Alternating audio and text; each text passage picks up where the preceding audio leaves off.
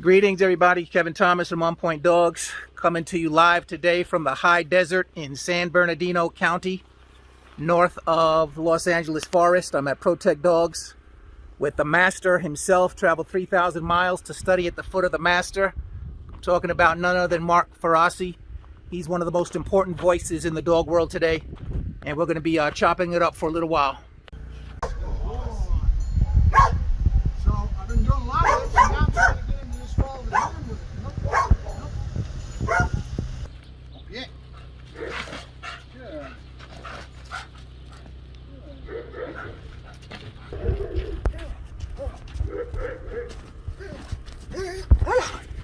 Yeah. Kusha. Assim. Kusha. Double. Do pulse control. He's not allowed to touch it until he says yes. Yes. Out. Push it. Yes. Joker. Good. Good. Roll it. Place. Okay, Mark, thanks for having us out. I want to jump right in and start with your dog, Aero. For those of you that haven't seen his work with Aero, I'll leave a link in the description. So when we're talking about Aero, we're talking about a full-grown Dutch Shepherd. It was super intelligent, super athletic, and super aggressive. It's a dog that I would have looked at and said, hey, this dog is unstable and I don't want anything to do with him. But Mark was able to recover the dog and win him over. And that speaks to a level of mastery when it comes to understanding dogs and training dogs that is just, astonishing, courageous, and miraculous. And he deserves to be recognized for that today. And that's kind of what we're doing. So my first question with him, Aero, I want to get into some of the details of the story because it is a fascinating story. How did you first hear about the dog, that the dog was even available? I've got a good friend of mine that's a dog broker, and he travels up and down the California coast and knows pretty much everybody in the dog world. He's been doing it like for 20 years. He knew I was interested in the Dutch Shepherd, so when he saw this dog and went over, they were going to put the dog down. They were going to give him the needle because he was that aggressive. So he told me that I should come up there and look at the dog and take a look because this dog was special. So I went up. I spent a whole day. Where did you have to go? How far? From here to San Francisco. So okay. From the LA area all the way to San Francisco. So it was in the Bay Area, San Jose area, that sort of thing. And then I was up there and I spent the whole day with the person that owned the dog. And it was a young lady that had no experience before, but she did a hell of a job with the dog as far as the obedience and that relationship that they had between the two of them. But the dog started resource guarding and started showing a lot of aggression that she didn't understand how to handle. And it basically just spun out. What happens is behaviors start and then they grow and they grow and they get worse and worse. You know? And how old was he at that time? I think he was about 3 years old then. He's about 5 years old now. Okay, and so when you brought him back here, well, first of all, when you saw the dog and evaluated him, like, why were you even attracted to a beast like that? His drive states, how good a shape he was in, and what his drive states are, and what she had done with the dog vocabulary-wise. The dog had a huge vocabulary. She was doing a lot of fun little games. And it was impressive, very impressive. And she had the dog physically in a physical shape that was amazing because she was trying to do the old Caesar Milan, wear out the energy type of thing. And it works to a certain extent. That's good logic, good philosophy to have. But at the same time, with a Dutch Shepherd, if you know anything about the breed, they have a recharge limit that's nothing. So in other words, you can wear that dog out. He'll be tired now. Within an hour, he'll be ready to go again. Not even that. Okay, their recharge level is amazing. They're a very stout dog if they're worked and they're physically in shape. So, I find that they don't self-regulate. So the drive state, I appreciate that, but that's almost a given with all Dutch Shepherds. Mm-hmm. Why wasn't the aggressiveness a deterrent to you? The aggressiveness wasn't a deterrent to me. It was basically what I saw is what I evaluated after having him for a week or so. It was the same thing I saw up there. Is a rank dominant male. Rank dog means basically a dog that will not accept dominance over the top of them. And that being the case, it's very rare, right? So that sort of thing should be able to be that stoutness, that drive level in those areas, those propensities should be going to the other puppies in a certain degree, right? So that was the reason that I liked him so much. When you were working him to bring him around, to win him over, so to speak, there were some challenges. He attacked you a couple of times. You got bit. But at any time in that process, did you find yourself questioning yourself? At any point, did doubt creep in and you felt like, uh-oh, maybe I made a mistake with this guy? I actually never felt that way because I knew what I wanted the dog for. I wanted him for breeding stock. So I only needed to recover him enough to be able to handle the animal myself, right? I didn't need to worry about it going out in public because he is a dangerous dog. If you take him out and he flashes on the wrong thing, he's going to end up biting somebody and you got a major problem. But as long as I can build a relationship where I can handle him and I can deal with what I need to in breeding, I didn't care. See what I'm saying? So I knew what I wanted to do with the dog, so that was what was important to me. Okay, that's an interesting point that you bring up. But before I address that directly, let me ask you this. Would he have been a different dog today if you had had him since from puppyhood? Yes. How so? He would have been a lot more stable and a lot more able to handle public and all of it because she didn't understand what was happening. You had a female and a male. In other words, the dog was a male, she was a female owner. And that relationship, a lot of times, especially if you got somebody that's a layman that really didn't know, she learned all her stuff off of YouTube videos, watching things and studying. There's only so much you're going to get out of that when you have one dog. You know what I'm saying? I've worked thousands of dogs, and I've learned from doing. So there's a big difference between that. So she wasn't addressing what you need to address with this type of dog. Every dog's different, right? But this individual dog needed to have some kind of dominance within their relationship. So I can kind of picture him doing things like counter surfing, and she'd say, no, get off of there, that kind of thing. But there was no real set rules and dominance.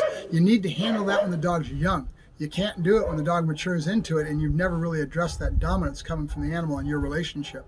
And then when the dog grows into his hormones and starts to feel real cocky about himself, you've got a problem, you know, especially with a Dutch Shepherd. Absolutely. So you've incorporated him into your breeding program. Was there any concern about some of his traits and his disposition, his genetics being passed on to the offspring and making them, hard to control like he is? Mm-hmm. Yep. The general reason for that is because the general public cannot handle a dog like this. And so you'll hear me talking about it all the time online when I'm doing my videos. I'm talking about the aspect of layman, amateur, that kind of thing, that the dogs that I have, I'm going after police dog quality. Working dogs that are of very high stature. That being the case, most people can't handle that drive states. So I've created a niche market for myself. I've got a lot less people that are going to be interested in be able to be qualified in being able to handle that dog. See what I'm saying? So it's a double-edged sword. It puts me into a situation where now I can't really sell that dog because I'm not breeding pets. I'm breeding working dogs. There's a difference.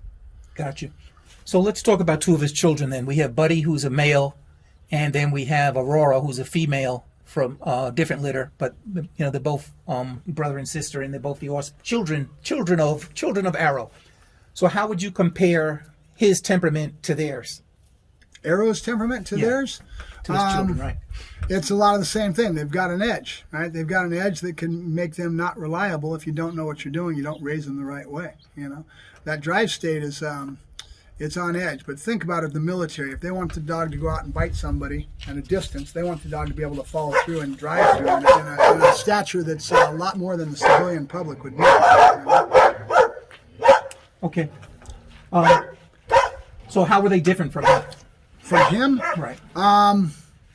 Mainly that I had the control to be able to shape, form, and mold that behavior traits, and knowing their genetic stamp, and stay away from that to a certain degree. See what I'm saying? You had Buddy, running freely out here with a bunch of us civilians sitting over here. Could you do the same thing with Aero? No. No. I'll give you a good example. One night we were out here doing protection work, and I thought I'd go ahead and bring Aero out to go ahead and let him have a couple bites. I brought him out, and there was a suit sitting here. There was a bunch of people sitting on the bench. And I walked by and I wasn't paying attention. It was the evening, right? And all of a sudden, from nowhere, he went boom, from 0 to 60 and nailed that suit. Scared the hell out of me. Because if it was a person, I would, you know what I'm saying? So, yes, he's got an edge. He's known to redirect and all kinds of things that he's got. It's his breed traits. You touched on this a little bit, but what are you striving for in your breeding program? And how long have you been breeding? Were you breeding long before? No. Okay. Breeding, I've just gotten. In fact, Aero is probably my first concerted effort to start trying to breed. Okay. So, as in anything, you're always learning and growing. You never stop learning and growing if you're a smart person. So I'm always trying to reach to learn and grow. So the big things with that is I was after those drive states, that more intensity, more real, because that's what I'm into, is training real protection dogs. I'm not into doing sport as much. that's kind of what I was into. So I've learned a lot just on the couple of litters I've already had out of Aero, you know. Okay. When you're talking about protection versus sport, like you have the skill set to compete successfully in sports, protection sports and what have you. Like how come you don't? I don't, because I don't like the human factor is what I call it. The human factor is when you go out there and you have all the BS on the sidelines and all the people talking on the bench and the razzing of each other, the disrespect toward, you know, I mean, just the whole human factor. And it doesn't matter, not just dogs. In anything you get into in life, there's that part of society that's that human factor. And I don't get into it, so I don't enjoy it. You know, I'm nervous. I'm upset when I got to go out there and the judge is going to be critiquing me. You know, that's not enjoyable to me. You know, what is enjoyable to me is teaching, giving people my knowledge and being able to work with them and the dogs. That's what I love to do. And molding, shaping, forming dogs. You know, the dogs is what matters to me.